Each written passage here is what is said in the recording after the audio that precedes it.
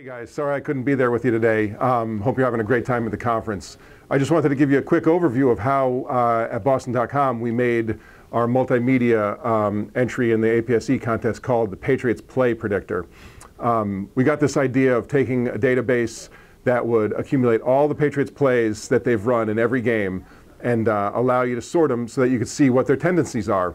So the way it works is pretty simple. On the interactive page, you set the down, then you set the distance, and then you set the field range, and it's going to show you what the percentages, the highest percentage plays that they run most frequently in that situation. You have to set a range because you can't really, we just couldn't really refine it down to just less than 5 yards.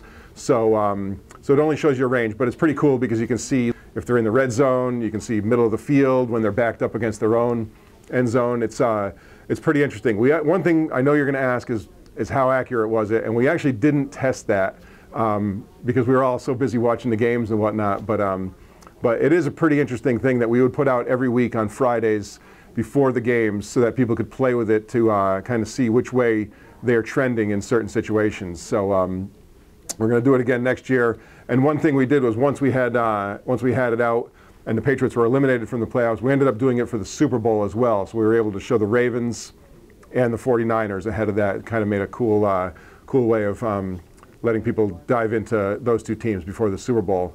And beyond the initial setup, which the way it worked was the developer obviously had to develop the interactive, but each week it was only about an hour's worth of work. We had an intern grab all the statistics from either ProFootballReference.com or ESPN's stats database.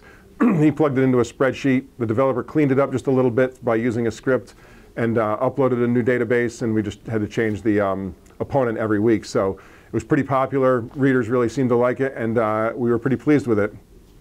If you want to ask me any more questions, feel free to email me at mpepin@boston.com. I'm glad to give you any more insight that you might want about this. Thanks, and have a great day at the conference.